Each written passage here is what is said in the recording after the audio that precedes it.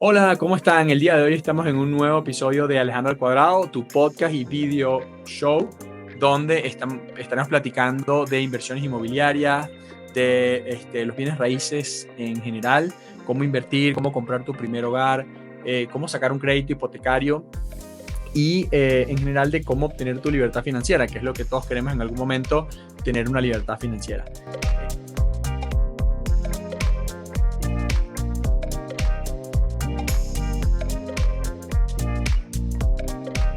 El episodio de hoy es bastante especial porque vamos a estar platicando con Pedro Mejía.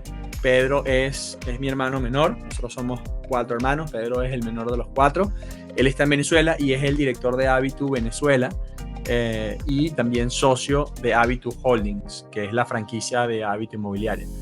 Y la conversación, bueno, la idea es que sea un diálogo, obviamente. Pedro me va a preguntar ciertas cosas del mercado inmobiliario en México, yo le voy a preguntar algunas cosas del mercado inmobiliario en Venezuela, sobre todo para que ustedes estén enterados de lo que está pasando allá y cómo se está moviendo, y sobre todo bastantes temas curiosos, ¿no? De la cantidad de los montos de algunas transacciones que se están haciendo en el mercado inmobiliario allá y los paralelismos que pueden haber entre México y Venezuela, sobre todo ahorita que hubo un cambio de gobierno aquí en México. Cómo mucha gente tiene dudas, ¿no?, sobre qué puede pasar con la propiedad privada en México, y sobre eso vamos a estar hablando hoy. Y bueno, quería saludar, Pedro, ¿cómo estás? Bienvenido. Y bueno, si quieres, para empezar, bueno, preséntate y platícanos un poquito qué haces tú allá, cómo está la inmobiliaria, no sé, un poquito en general de Habitu Venezuela. ¿Qué tal, Ale? Bueno, un placer estar acá. Me encanta esta iniciativa y este proyecto que tienes. Y bueno, siempre he querido participar. Por fin me das una oportunidad. Eh, bueno, como Ale les comentó, juntos fundamos Habitus Holdings, que luego migró y abrió distintas oficinas en distintos países. Yo me ocupo de Venezuela. Ya tengo más de 8 años en esto, y previamente a Habitus, juntos hicimos flipping, compra, remodelación y venta de propiedades. Y bueno, tenemos muchísima experiencia eh, que compartir con nuestros clientes para darles un excelente servicio en todo el tema de bienes raíces con una asesoría integral. Bueno, la idea, como decía Alejandro, un poco es compartir las diferencias y las similitudes entre Venezuela y México, hablar de, digamos, de la importancia que es tener a alguien de la mano en todo el proceso de compra, que quizás es, digamos, una de las decisiones más importantes en la vida eh, de todas las personas, ¿no? Lo que es comprar su hogar, invertir en su negocio, sin duda que es digamos, un punto fundamental en la economía y el patrimonio de todas las personas, y por eso Alejandro y yo nos los tomamos tan en serio y estamos tan dedicados a esto. Buenísimo. Oye, Peter, platícame un poquito de, en Hábito Venezuela, digamos, cómo comenzó, una breve historia, y, o sea, cómo terminaste tú en el tema inmobiliario, o cómo nació Hábito, y cómo está ahorita Hábito, o sea, cuántos vendedores son, cómo está el tema de transacciones, o sea, en qué ciudades tienen presencia, qué están haciendo. Ok, bueno, Habitu comenzó con nuestro proyecto de flipping, donde buscábamos propiedades en precios de oportunidad, remodelamos y salíamos a vender. Y bueno, gran parte de nuestro negocio era los tiempos, pues, ¿no? La velocidad con que eh, las finanzas del negocio se movían, y por ende necesitábamos buenos vendedores y también buenas personas que nos ayudaran con la búsqueda. Y realmente no tuvimos las mejores experiencias, por lo que luego de un tiempo con un know-how importante y conocimiento del mercado, decidimos montar la empresa, que de manera tal de que pudiésemos nosotros mismos apoyarnos con nuestras búsquedas y nuestras ventas, pero al mismo tiempo ya asesorar a clientes VIP, ¿no? Entonces fuimos creciendo de manera rápida, aprovechando, digamos, que el mercado tenía muchas carencias, que la competencia no era la mejor, y sobre todo en Venezuela, con una gran escasez de información en el mercado por todo un tema cambiario de la moneda, por falta de transparencia. en el registro de los precios, ¿no? De compra y venta. Y logramos, digamos, recaudando toda esta data, sacar una ventaja competitiva importante. Y bueno, fuimos creciendo poco a poco, cambiamos el modelo de la oficina.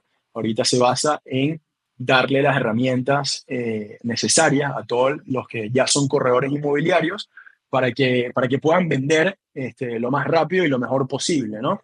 Porque un corredor inmobiliario es una profesión, digamos, complicada, que implica y abarca mucho, cosa que implica muchísimo tiempo invertido en distintas áreas, ¿no? Porque como corredor inmobiliario uno tiene que ser investigador, tiene que ser psicólogo, tiene que ser gestor, tiene que ser constructor, tiene que ser arquitecto, tiene que ser de todo un poco, tiene que manejar redes sociales, atención al cliente, gestoría. Entonces, claro, es difícil llevar todo esto y poder maximizar tu tiempo para vender. Entonces, lo que hicimos fue crear un equipo de back office que te permitiera apoyarte en todo el tema de la carpintería, digamos, todo el tema de papeleo, todo el tema de gestoría, todo el tema de registros, documentación, de manera tal que los corredores pudiesen dedicarse o dedicar más tiempo a lo que es los showings, la venta y el network, ¿no? Nosotros también, aparte de todo el tema de gestoría en el back office, manejamos todo el tema de atención al cliente y canalización de clientes,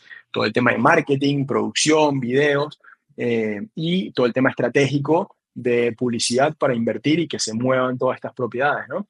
Va. Hemos ido haciendo la ansia y ya hoy en día contamos con más de 35 corredores que pertenecen a Habitu Venezuela y tenemos, digamos, estamos posicionados en distintas ciudades del país. Ok.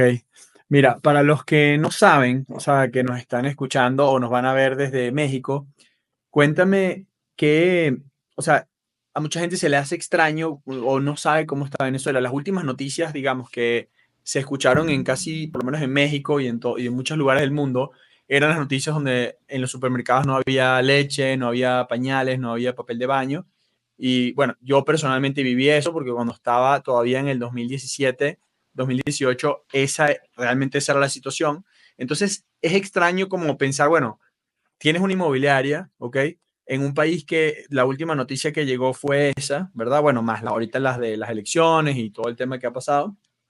Pero, o sea, ¿cómo se hacen las transacciones allá? Porque aquí la última noticia que se supo fue ese tema de la escasez. Luego, por ejemplo, que la moneda que es el bolívar, había una hiperinflación. Entonces, o sea, una propiedad, por ejemplo, bueno, cuéntanos un poco cuánto cuesta una propiedad allá, cómo se pagan, cómo se hacen los movimientos, porque, o sea, hay un mercado inmobiliario ya, o sea, qué tipo de operaciones estás haciendo, qué tipo de transacciones y sobre todo también la duda de la propiedad privada. O sea, en Venezuela existe la propiedad privada, se respeta la propiedad privada. Cuéntanos un poquito de eso que tú vives en el día a día. Sí, Venezuela, como bueno, la información que les ha llegado, es un país que ha tenido muchas dificultades y es un país complejo. Eh, pero como a mí me dijo un profesor en la universidad, los países nunca quiebran, ¿no? Pase lo que pase, el país va a seguir andando, quizás un poco más lento, quizás la economía contraída, pero siempre van a haber necesidades y van a haber oportunidades, ¿no? Entonces, eso es quizás la lección principal que hemos aprendido y entendido en estos años tan complejos, que a pesar, digamos, de esos momentos de escasez, de que no había prácticamente este movimiento en la economía, de devaluación de la moneda, de riesgos jurídicos, con el tema de expropiaciones digamos, de algunas empresas y fincas, siempre se mantuvo el movimiento, pues se redujo y la economía se contrajo bastante, pero siempre hay alguien que necesita vender y siempre hay alguien que ve la oportunidad de comprar. Entonces, digamos, eso es lo que nosotros nos hemos enfocado, ¿no? En buscar oportunidades y soluciones para quienes necesitan el apoyo en bienes raíces. No sé ¿Qué si tipo de quisieras hacer alguna propiedades más o pregunta. menos? O sea, vamos a hablar de precios. O sea, ¿en cuánto, Ok. o sea, qué tamaño de propiedad? ¿Cuánto es el ticket promedio de operaciones que tú tienes más o menos, por decir, en Caracas? Bueno, nosotros en Caracas estamos especializados en el mercado de lujo. En el mercado de lujo, para que tengamos una idea, los precios por metro cuadrado llegaron a estar en $6.000 el metro. Hoy en día difícilmente vemos operaciones que lleguen a 3.000. Hablamos de la parte residencial. El promedio está Ok, muy o por sea, debajo seis de mil eso. dólares el metro, estamos hablando más o menos ahorita de 120.000 pesos el metro cuadrado. Estamos hablando de metros cuadrados construidos, o sea, en departamentos o casas, 120.000 pesos. ¿Eso fue en qué año? En el año 2012, más o menos, 2013, que tuvo como que el pico más alto en los últimos 15 años, por decir. Sí, entre 2010 y 2014 llegaron a estar se llegaron a ver operaciones hasta 5.000, $6.000 el metro. Y hoy Y en día son ujú, muy escasas las operaciones que puedan llegar a 3.000 el metro. 3.000 el metro son 60.000 pesos el metro cuadrado. O sea, ese mercado que estamos hablando de ese precio por metro cuadrado es el mercado de lujo en Caracas, que es el mercado donde tú estás enfocado, donde está principalmente Habitu Venezuela, bueno, que tiene obviamente otras propiedades de distintos valores, pero sobre todo de ese mercado entre, digamos, que tú dices que máximo llegan a 60.000 pesos el metro cuadrado. Y son operaciones de cuánto, más o menos, o sea, digamos, de qué promedio de monto total, más o menos, estamos hablando. Ok, los tickets, el ticket promedio de nosotros en Habitu Venezuela es de este año, se ha ido contrayendo un poco, pero este año de $300.000. Ese es el Ok. ticket promedio y son departamentos o casas que puedan rondar alrededor de 200 metros cuadrados Ok, aproximadamente. ok, estamos hablando de $300.000, son al cambio actual, son 6 millones de pesos, lo cual pues, para algunos puede ser impresionante, o sea, que con esas noticias o con el país que de repente uno piensa que es desde afuera, se sigan haciendo operaciones de 6 millones de pesos en promedio, eh, llama la atención. Una duda, o sea, la gente que sigue haciendo operaciones allá no tiene miedo, por ejemplo, de que le quiten la casa, o sea, de que, no sé, se las puedan expropiar, por ejemplo. O sea, están invirtiendo ya $300.000 y, o sea, no tienen miedo de que les puedan quitar la casa, por ejemplo.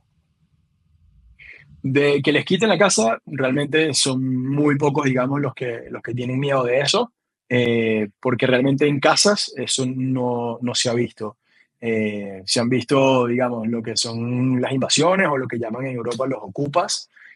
También se ha reducido de manera importante. Llegó a haber una época en Venezuela donde eso sí se veía reflejado. Cuando tenías una propiedad desocupada, podías sufrir ese riesgo, ¿no? Como pasa hoy en día en Barcelona, en España. Y eso sí, digamos, es un riesgo que la gente, digamos, que compra, le da una utilidad lo más pronto posible, pero que te la quiten o te la expropien, digamos, realmente no es un caso que se haya visto. No recuerdo un caso de una propiedad, digamos, de vivienda privada donde haya sucedido eso. Pasó con algunos centros comerciales, con algunas fincas, algunas industrias, algunas empresas. Cosa que ya no vemos desde hace unos años para acá, pero sí llegó a pasar, pero no con viviendas particulares. Ok. Eh, o sea, ¿qué piensas tú, o sea, digamos, con lo que puedas saber de política en México, estando y con la experiencia que tienes en Venezuela, en el mercado inmobiliario, cómo ves tú el tema de la propiedad privada en México? O sea, ¿qué riesgos le ves? Bueno, sin duda, digamos, México obviamente tiene un contexto muy diferente al de Venezuela, pero con los cambios políticos, no solo en Venezuela, sino en distintas partes del mundo, sí, digamos, sí se puede ver una contracción importante con malas decisiones, ¿no? Bueno, como hablábamos un poco al principio de este episodio, los precios están a la mitad, aún en Venezuela, desde su punto más alto. Ojo, también la verdad es que, digamos, Chávez tomó posesión en el 99 y hubo un bajón de precio y luego un incremento importante. Digamos, yo creo que históricamente el precio más alto ha sido dentro de, de este mismo gobierno. Y luego tuvo un bajón súper duro cuando la economía, digamos, colapsó. Eh, entonces, eso es un poco lo que se pudiese ver, pues, ¿no? Es una montaña rusa que va a depender mucho de las decisiones que tome el gobierno. Ok, o sea, tú en la experiencia de lo que tú has visto en Venezuela, piensas que puede ser un poco más volátil el tema de las inversiones? O sea, puede subir, pero pues definitivamente, o sea, sí sientes que hay un poco más de riesgo, pues que... Sí, sin duda, con un cambio político hay percepciones del mercado que cambian y si toman, digamos, medidas económicas que puedan afectar distintas industrias, eso va a afectar, digamos, zonas y ciudades de manera diferente. Ok, ok. Está bien. Volviendo al tema de Venezuela, o sea, en estas transacciones, por ejemplo, eh, no sé si puedes hablar allá de ese tema, pero, o sea, ¿cómo se hacen las transacciones allá? ¿Se hacen en bolívares o se hacen en dólares? ¿Cómo, o sea, cómo ocurren las transacciones y sobre todo esas transacciones, esos montos grandes? O sea, la gente, o sea, no sé, no sé si me puedes explicar un poco cómo funciona. Bueno, aquí en Venezuela hay control cambiario de la moneda, lo cual regula, digamos, cuánto puedas comprar y vender en el mercado oficial. Y la forma de proteger las transacciones desde hace muchos años para acá es que todo se hace en dólares americanos o en moneda extranjera, dígase euros o incluso criptomonedas. Hoy en día son prácticamente inexistentes las operaciones que se hagan en bolívares por el riesgo que esto implica en la devaluación de esta moneda tan volátil. Ok, ok, Entonces, sí, la dinámica es muchas transacciones en efectivo, eh, digamos, en papel moneda y muchas transacciones en bancos en el exterior, principalmente en Estados Unidos y Panamá. ok. Entonces, digo, y la gente, por lo que me dices del monto promedio de las transacciones que manejan en ese mercado de lujo, la gente sigue invirtiendo en Venezuela. O sea, ¿quiénes están comprando en Venezuela? Sí, bueno, como te digo, históricamente los precios están muy por debajo del punto más alto, entonces mucha gente sigue viendo esto como oportunidades en caso de que bueno, la economía y el país dé un vuelco y aumenten los precios y vuelvan a crecer la economía. Eh, un punto importantísimo que nos da un indicador que la economía debería crecer es que todas las operaciones acá en Venezuela se hacen sin crédito. Es decir, no hay apoyo ni mecanismos de financiamiento, lo cual obviamente hizo que hubiera una contracción importante en la cantidad de operaciones y por ende en los precios, pero mi sensación es que en el momento que existe una apertura en la posibilidad de financiamiento, los precios deberían tener un aumento importante en el corto plazo. O sea, no hay Hay mucha hipotecas en gente que Venezuela.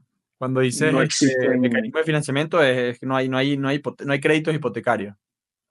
No hay apoyo ni de la banca ni privado para financiamientos con tasas que hagan sentido, ¿no? Digamos, si quieres aquí conseguir un préstamo privado, te van a pedir 40% dolarizado anual de intereses, cosas digamos, para un crédito a largo plazo, no, simplemente los números no dan. Entonces, hay mucha gente digamos, ve esa perspectiva, invierte en Venezuela. Hay otra parte del mercado que son gente que tiene negocios y vive acá, digamos, como yo, y piensan, digamos, seguir viviendo acá porque está su familia, porque están sus negocios, porque está su herencia. Y bueno, dicen, prefiero comprar en este momento digamos, o indiferentemente, prefiero comprar que alquilar, porque esos otros los temas, los alquileres, en comparación con los precios de venta, están muy altos. A pesar de que no hay financiamiento, muchas veces hace más sentido comprar que alquilar. Y para el otro lado también, la gente que tiene propiedades dice muchas veces prefiero alquilarla que venderla porque el rendimiento versus el precio del mercado actual es más favorable.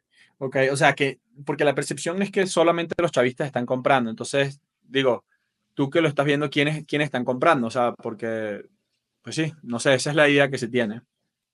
Claro, sin duda, digamos, la gente que está más allegada al gobierno tiene mayores posibilidades económicas y las grandes transacciones que se puedan ver de propiedades de hiperlujo, llamemos, ¿Qué o monto más o zonas y menos? terrenos de, bueno, digamos, terrenos, por ejemplo, el Country Club, que es la organización, digamos, como que más prestigiosa de la ciudad de Caracas, son terrenos de 2.000 metros y bueno, digamos, terrenos solo sin construcción.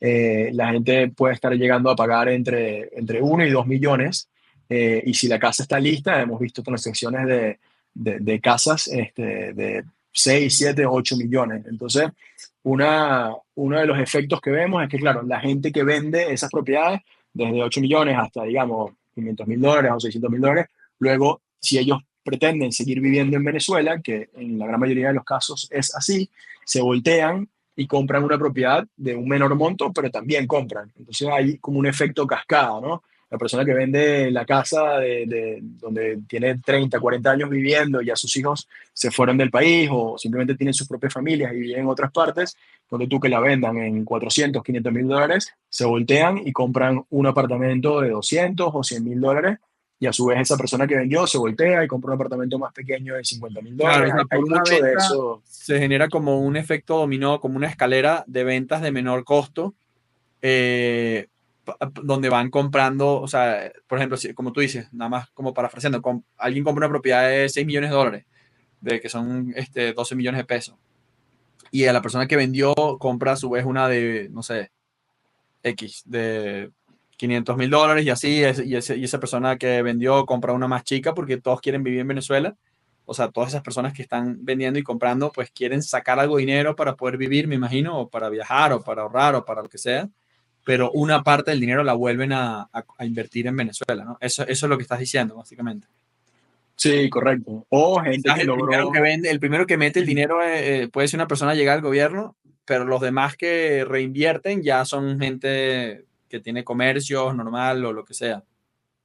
Sí, correcto. Por ejemplo, alguien que le ha ido bien a pesar de las dificultades y tiene sus restaurantes, por ejemplo, y compra de repente un apartamento con sus ahorros y luego su familia crece y necesita una casa, o más espacio. Muchas veces hacemos operaciones en cadena o incluso, de cierta forma, aplicamos los trueques. Digamos, alguien tiene un apartamento de 200 metros y quiere comprarse una casa de 400 metros, paga con el apartamento como parte de pago, pone un diferencial y hacen un intercambio de propiedades. O la vende por un lado digamos, con ese diferencial reinvierte y compra una casa. Perdón, nada más que me tuve una confusión. O sea, tú dices que por ejemplo, esos terrenos de 2.000 metros en el country de Caracas se venden entre 1 millón y 2 millones de dólares, y las casas pueden ser desde 4, 5, 6 millones de dólares, más o menos. Esos fueron los números que estabas hablando ahorita. Sí, estas son las propiedades de hiperlujo, pero sí, esos son los Ok, o números que sea, hemos llegado a ver nada en más para hacer transacciones. como la referencia, aquí en San Luis no hay, o sea, son contadas las casas que puedan estar en esos precios, y los terrenos en esos precios. Estamos hablando de terrenos de 20 millones a 40 millones de pesos, y casas de 80 millones de pesos a 120, 140 millones de pesos. Son algunas, ese tipo de transacciones, por ejemplo, las has visto o sea, en los últimos 12 meses has visto por lo menos una transacción de esa cantidad. La transacción que hemos visto recientemente, digamos, acá, del mayor ticket, ha sido de 2 millones, por En un este año. apartamento en este año, por un apartamento tipo planta baja en un edificio moderno de hiperlujo. Ok. Pero es importante destacar que, digamos, Habitu, al igual que otras inmobiliarias, estamos enfocadas en el mercado de lujo, pero las, digamos, inmobiliarias convencionales, sus tickets promedio de venta puede estar alrededor de 15,000, $20,000. Claro, La no es lo mayoría que normal, eso trabajan es importante dejando. aclarar. O sea, no es como que Sí, todo el tiempo se estén haciendo transacciones de ese tipo en Caracas. La mayoría de las inmobiliarias van a estar haciendo transacciones claro, como tú dices, de $15,000. Estamos hablando de $15,000 en total, dices tú. O sea, sí, como la compra, total. apartamento, Estamos hablando de sí, 300.000 pesos, una transacción, que aquí tampoco hay de ese precio. O sea, las propiedades más exacto. económicas arrancan en 600.000 pesos, 500.000 pesos. Estamos hablando de 25.000, $30,000, lo más barato que hay en San Luis, por lo menos que yo sepa. Igual Ico se consigue algo más barato. Y allá muchas inmobiliarias sí están trabajando con ventas de 300.000 pesos. Entonces, Sí. pues sí, o O sea, sea, obviamente como un contraste. eso también habla un poco del contraste que hay en Venezuela, de las realidades que hay en Venezuela, ¿no? Sí, o sea, como un contraste para que lo tomen de referencia.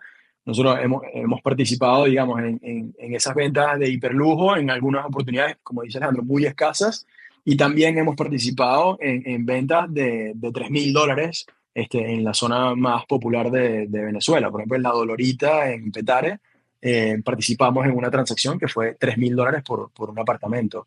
O sea, Eh, eso está interesante. Una pregunta. En la Dolorita, digo, que es una zona que yo conozco bien porque trabajé ahí un tiempo en la parte social. eh, para los que nos están escuchando, es una favela. O sea, es una favela en Caracas. De hecho, es parte de una favela que se llama Petare, que realmente son muchos barrios pegados, que son casas como en una montaña, casas normalmente con techos de lámina de zinc, de ladrillo, no tienen friso, no tienen pintura. Algunas tienen piso de cemento, otras tienen piso de tierra.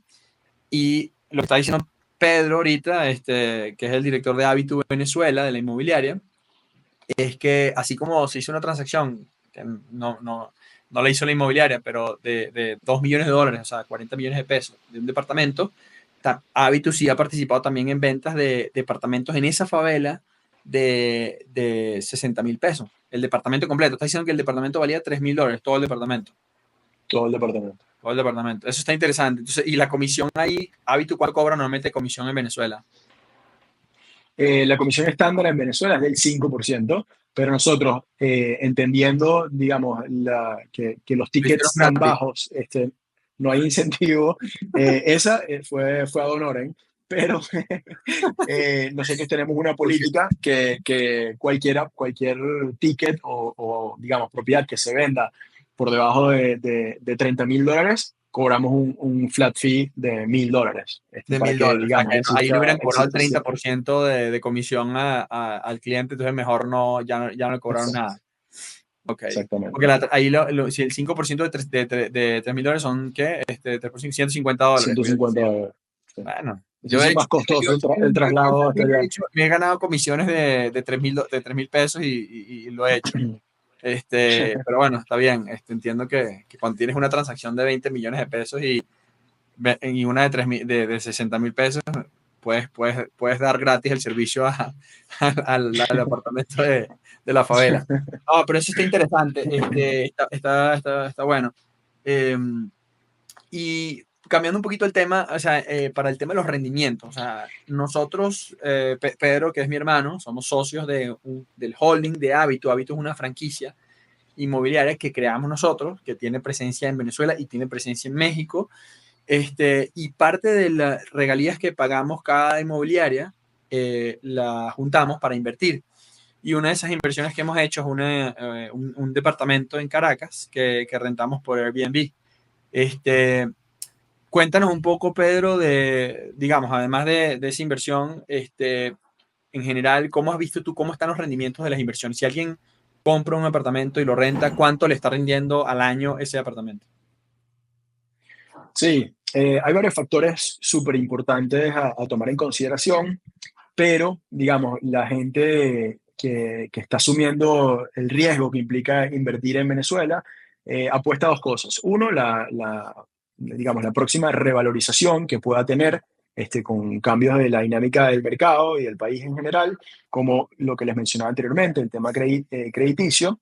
eh, pero buscan entre el 10 y el 20%. Hemos visto que algunas operaciones, digamos, se han logrado concretar con un rendimiento de hasta el 28%. Ese es el mejor escenario de los que hemos visto en nuestros clientes. Compran un apartamento, lo remodelan, lo intervienen y lo alquilan y les rinde eso. Ya Digamos, incluyendo la remodelación, o sea, nada más para entender, gente que compra en Venezuela un, bueno, uso la palabra departamento y apartamento de manera indistinta, porque en Venezuela se dice apartamento y en México se dice departamento. Pero bueno, alguien que compra un departamento en Caracas, lo remodela y lo renta, le puede rendir entre el 10 y el 28%, ya incluyendo la compra más la remodelación. Eso es lo que estás diciendo. sí, correcto, incluyendo Ok. todos los costos asociados. Incluso incluido ahí el fee de administración. Ok, eso ya es descontando el fee de administración. Correcto. Ok. O sea, cuando te refieres al fee de administración, ¿a qué te refieres? ¿Estas son propiedades que se rentan con contratos anuales o te estás refiriendo a propiedades que se rentan en plataformas de rentas vacacionales? Hay ambas modalidades. Las plataformas que se rentan, digamos, de manera vacacional o corto plazo, tienen unos costos de mantenimiento que pueden llegar hasta el 20%, y cuando son a largo plazo, igual tienen un costo administrativo que representa aproximadamente el 8 o 10%. Entonces, descontando esos costos asociados digamos, a la administración, por así decirlo, sea el fee del corredor o el broker que consiguió al cliente, que se le paga un mes de renta, eh, como la gente digamos, presta el servicio de administración, de abrir el apartamento, limpiarlo, mantenerlo, que puede llegar hasta un 20%, hasta un 30% en algunos casos, inclusive hemos visto ofertas.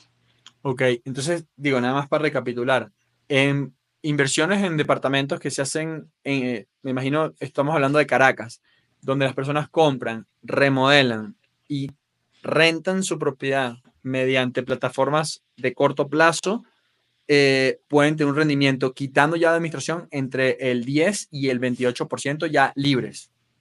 Correcto. Ok. Sí. Y, o sea, digamos, si eso en rentas que son de, por ejemplo, contratos de un año, quitando la administración, ¿cuánto más o menos están rindiendo? Bueno, lo que hemos visto es que la renta fija en residenciales rinde 50% menos que la renta a corto plazo, Ok. en promedio. Eso es lo que hemos visto. Depende mucho Entonces, de las más o menos, características del apartamento, pero digamos, un apartamento en los Palos Grandes de 120 metros, que eso puede implicar entre 2 o 3 habitaciones, a largo plazo, digamos, contratos de un año, se puede estar alquilando entre 800 y $1,200.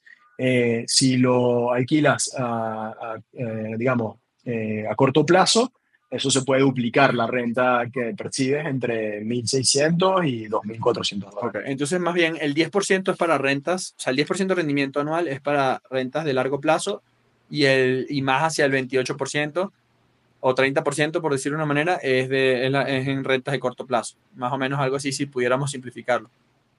Sí, bueno, eso es lo que vemos, pero claramente depende del factor precio que compres y sobre todo del factor costo de remodelación, que es un factor que acá en Venezuela se ha disparado en los últimos años. Y no sé si tú me puedes dar la referencia de los costos de remodelación en México, pero hoy en día los costos en Venezuela, nosotros llegamos a ver un costo tan bajo de hasta $150 el metro en el 2014, y este año 2024 es difícil bajar los costos de remodelación de $900 el metro. Ok. Digo, para referencia, estamos hablando de inversiones inmobiliarias. En México, ¿verdad? En la mayoría de los lugares, si usted compra una propiedad y la quiere comprar como inversión y rentarla en contratos de un año, más o menos le va a estar dando de retorno esa inversión entre un 2 a un 4% anual, ¿ok? Sobre lo que invirtió, más la plusvalía que pueda tener la propiedad. No todas las zonas tienen plusvalía, pero de pura renta estamos hablando del 2 y el 4%. Y en Venezuela, lo que nos comenta Pedro es que por una renta similar, esa propiedad le está rindiendo más o menos el 10%. ¿Ok? Y ahorita estamos hablando del tema de claro, muchas de esas propiedades en Venezuela son propiedades viejas que hay que comprarlas y ponerles dinero. ¿Ok? Y la remodelación en Venezuela, nos comentaba que estaba alrededor que estuvo en un momento en 3.000 pesos el metro para remodelar, y ahorita no baja de 18.000 pesos el metro. En México, construir una propiedad de cero te puede costar tan barato como 6.000 pesos el metro, que son $300. Esos son acabados básicos, pero estamos hablando de la construcción completa por metro. Y obviamente en propiedades de lujo sí puede subir hasta 16.000 pesos, 17.000 pesos, que son $800, más o menos. Pero te podría decir que un promedio es $500 para remodelar, unos $500 el metro, más o menos. Ese es el costo de remodelación.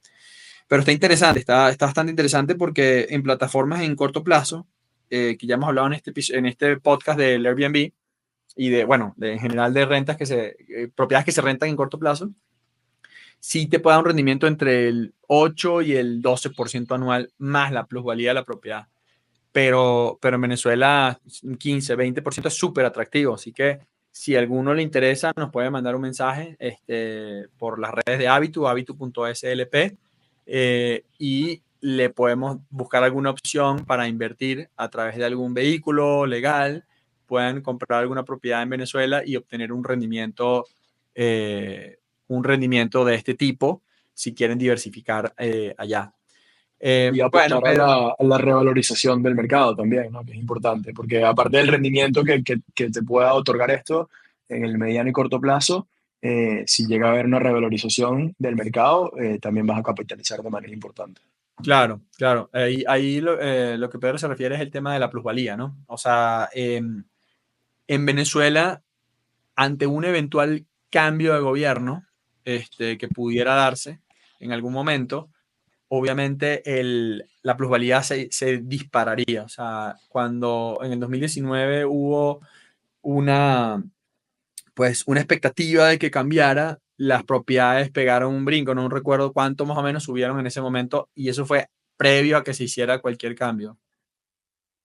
No sé si Sí, ahí hubo, digamos, hubo un aumento impulsado por muchas cosas, pero lo interesante es que ese aumento que hubo entre el 2017, que quizás fue el punto más bajo, con toda la devaluación, al 2020 y continuando, es que el precio por metro cuadrado en Venezuela ha ido subiendo, digamos, de muy poco, pero ha ido subiendo, y en gran parte esa crecida de precios vino porque se dolarizó el país. Pasamos de una economía 100% con una moneda controlada en bolívares a una moneda un poco más abierta. Es decir, lo que quiero decir con esto es que los cambios, digamos, de medidas económicas también impulsaron al aumento de precios y pueden seguir haciéndolo, pues. O sea, lo que te refieres es que no necesariamente tiene que haber un cambio de gobierno para que puedas tener una plusvalía en esa propiedad. O sea, si el mismo, el gobierno que esté hace ciertas reformas que liberen la economía, las propiedades ya pueden empezar a subir. Exactamente. ¿Ok? Bueno, digo, ya como curiosidad, no sé, por ejemplo, hay propiedades en Hábitat Venezuela, en la playa. Venezuela es un país caribeño. ¿Cuánto cuesta un departamento, por ejemplo, en Margarita o en, no sé, una casita en Morrocoy o algo así? ¿Por cuánto alguien podría invertir en una propiedad como esa?